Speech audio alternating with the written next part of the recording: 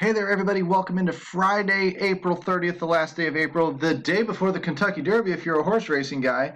And I'm your buddy Choppadong here to talk to you MLB DFS.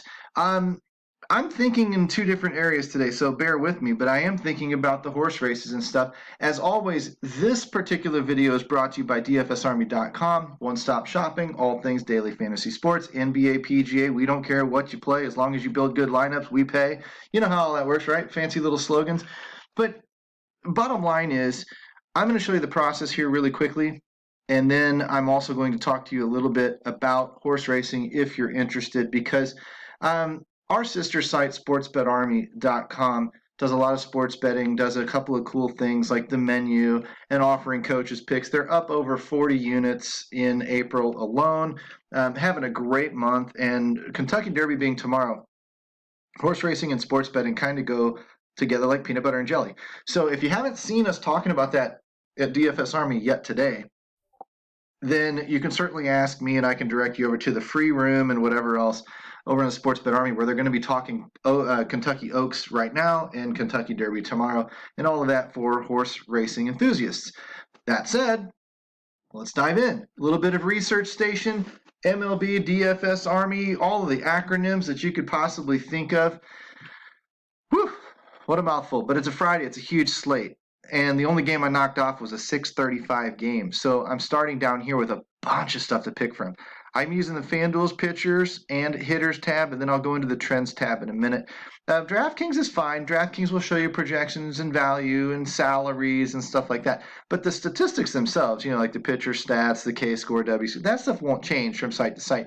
I'm using the Fanduel side because I've been playing heavier on Fanduel this week than I did last week. And to be quite honest with you, I hear content, people talking about how we're very DraftKings centric. I also hear, quite honestly, that this is a little bit, this research station is a little bit maybe glitchier on the DraftKings side, where it maybe has a couple of things that maybe get a little wonky from time to time.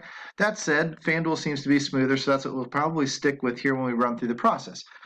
For those of you that are VIPs, you won't be getting the Domination Station setup video later today. I probably won't do one because I'm going to go back over and probably talk more and help promote the Kentucky Derby and whatnot here in a little bit.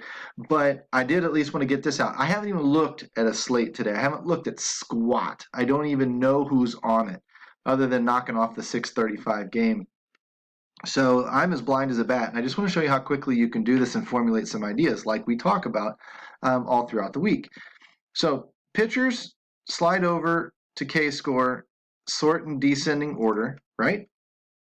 There's your big dogs up the top, 550. See, now again, I talk about small slates. Sometimes we don't have very many options, and we have to go below that number 500. Today, we certainly won't have to go below the number 500 because we got like 8 or 10 pitchers that are above it. Doesn't mean these guys are bad pitchers. It just means I don't need to look at them because the strikeout upside. This number last night pegged Alzolay. You heard me talking about it in the video, right? It's got Garrett Cole up top, Freddie Peralta next, and then Bieber and Haney and whatever. And you can say whatever you want to say about any of this. And I'm going to tell you right now, at 12,200 and 12,000, Cole and Bieber are the best pitchers on the slate. How is it that Freddie Peralta is a better strikeout pitcher tonight than Shane Bieber? His matchup. It's who he's facing. Maybe he has a better strikeout number than Bieber. He's not the pitcher Bieber is, clearly. But for the $4,000 savings, can you handle a little bit of risk? And it is a risk, because if you look at the W score, the WOBA and the WOBA allowed, it's there. It can eat them up. There's good WOBA scores down here. There's good WOBA scores up here. There's a bad one there. There's really bad ones here. The point is, Freddie Peralta is probably a little bit of a boom or bust pick. But for a $4,000 savings and a tournament-winning lineup where you could take that $4,000 and put it into a Dodgers stack, it merits consideration. And if you're playing MME and doing 150 lineups or whatever, it merits a little bit of exposure to it. Because like Alzolay last night, Alzolay for $5,000 less than who was the nut pitcher? Gosh, why am I blanking? But they both scored 40 points, 40 FanDuel points. And Alzolay was $5,000 less. Should that have happened? I don't know. If we run the slate 100 times, it doesn't happen every time, but it's going to happen some, and the strikeout potential number K-score pointed it out, just like it's doing again tonight. Okay? So, Haney, fine, but for 8,000, I'd rather have Peralta than Haney. 6,300. Now we can talk a little Drew Smiley compared to Peralta, right? We can go high, middle, low. We can go Garrett Cole and Bieber up top. We can go Freddie Peralta maybe in the middle, and we can go Smiley kind of down low. Now, I do different things in the domination station where I play pretty much within the chalk with pitching, but if I was purely a GPP player or a single entry type player, I've got 2 or 3 good options that can nut the slate to look at. A couple of them are going to be pretty low owned, you know? So that's how we deal with the pitchers. Well, if I wanted to look at stacks and whatnot, I can leave it sorted by K-score, right? Or I can even sort it by W-score, ascending order, bring the tiny guys to the top, and push the big guys to the bottom. W-score is WOBA allowed in a team that hits for a high WOBA. So it's bats on a bad pitcher. And when I come over here, I might look, somewhere in these pinks with the conditional formatting. What I'm looking at here in the big stats is big Sierras. And I see one here. I also see one at, what is that, Arihara? But I see a big one here in Fires. I see a big one here in John Gray, I guess, away from Coors. I see a big one here in Robbie Ray. I see 4s and, high 4s and whatnot. I see high whips. I see high home run per 9. I love these numbers because Chase Anderson, Joe Ross, Mad Bum these days, Robbie Ray, Scooble. That's the wrong Will Smith again. John Means, these guys are all attackable. They give up a couple of bombs a game, right?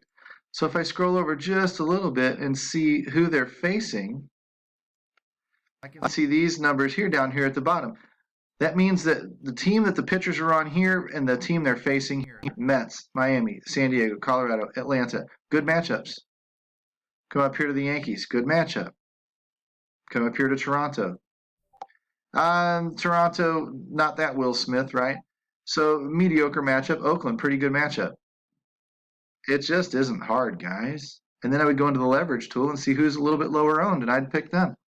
That's who I'd make as one of my main stacks. And I may take 3, 4, 5, 6, 7, 8 main stacks tonight. The more I take, the less of a percentage I get of each of them, the more I spread out, the more chances I have to get a really, really good lineup, but the less chance I have to get the majority of my lineups through the money lines. It's not what I'm concerned about. I'm concerned about winning a damn GPP. I don't need to double up my money. I need to win 100x my money. Okay? So then I come over here to the hitters tab, and I'm going to do the exact same thing, but I'm going to sort by W score here. And now I've got, outside of these blanks here in these Milwaukee Brewers that have no real data on them because maybe they're facing a rookie or whatever, I've got these giant W scores here. Whoever the pitcher is, let's say, the Atlanta pitcher, since I see some Atlanta names, or New York, whatever, Conforto, Nimmo. Okay, so why does Nimmo and Conforto have a different W score? I mean, the pitcher's W score, or the pitcher's W score is the same. The pitcher's WOBA allowed is the same. Well, clearly Nimmo and Conforto hit for different WOBAs. So when you're looking at those two individually, this number changes a little bit. When you're looking at the pitcher facing the Mets, it's using the Mets team number versus the batter's individual numbers. So when I look over here at the individual numbers, I can see that this is going to vary a little bit. Nimmo's in a little bit better spot maybe than a Conforto, who's in a little bit better spot than maybe a Dominic Smith or whatever. But they're still in great spots because they're carrying big WOBAs, a lot because the pitcher allows a high WOBA. That's why he was at the bottom of the list on the previous page and why I told you stack Mets. So this all starts to register. It starts to make sense. If I come over here and start looking for what guys I start seeing a lot of, Mets, Miami, right? There's more Mets. So it's a lot of it is individuals, but some of it is team stacks. So if I take the Mets out of the equation, see if anybody else pops in next. There's more Miami. 4 Miami bats, 6 Miami bats. They're in a good spot.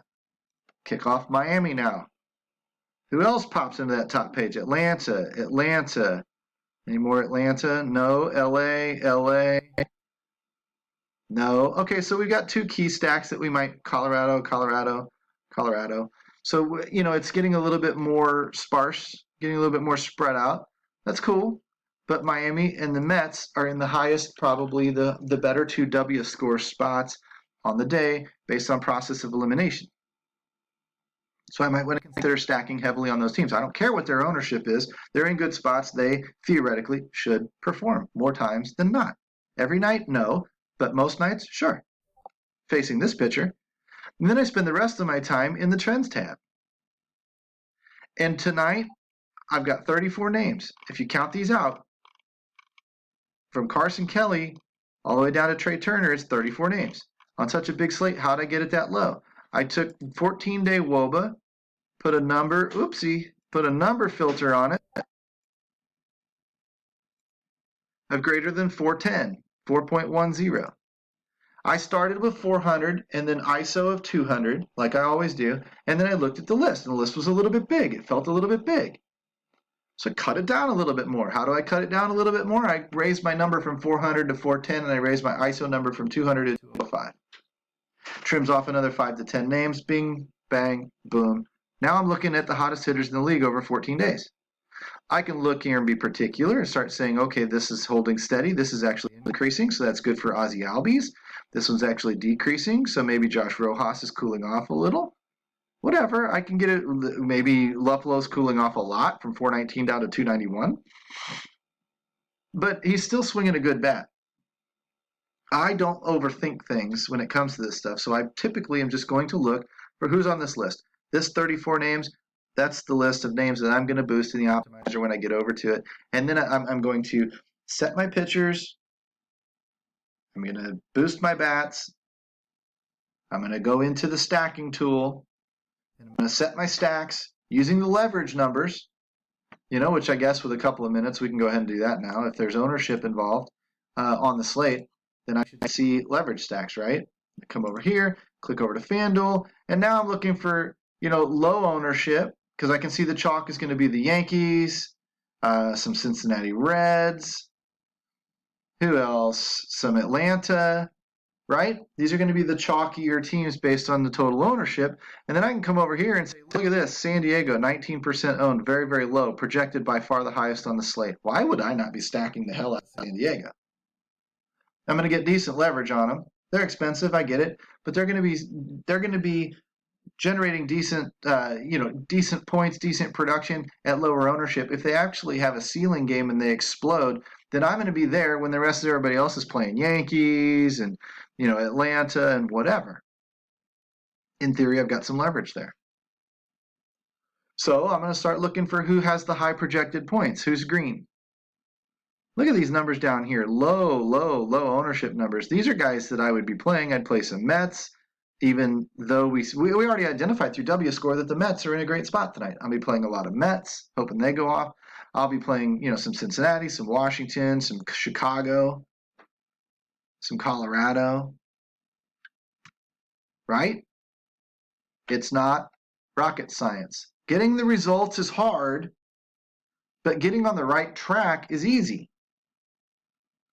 And this is just all the more I need to look into things. These are the guys that I'm going to boost, whether they're on those teams or not.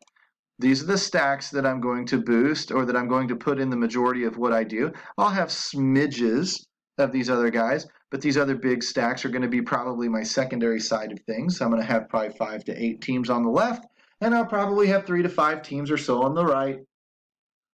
And those will probably make up the 3 to 5 teams. And I'm just going to hope for the best. And I would do the same thing if I played a main slate or if I played an express slate or if I played, I would just go through this stuff and do it again and do it again and do it again and do it again. And in 15 minutes of talking, I have spent maybe 5 minutes of it actually breaking down the slate. The rest of it's just been white noise. So anyway, if you want to get involved on the other side of things, the free Discord channel, Ponies, we'll drop an invite link to you or whatever. You can find it maybe in the link in the description of this video. And we'll get you all set up that way too. And you can come talk Kentucky Derby with us because after all, there's more than one way to skin a cat. Diversify your bankroll, invest your money spread out, and give yourself better chances of hitting something big. I'm your buddy Choppadong. This is DFS Army's MLB DFS Minute. Slate breakdown, whatever you want to call it. You'll find me on the leaderboards, guys. Hope to see you there too. Peace out.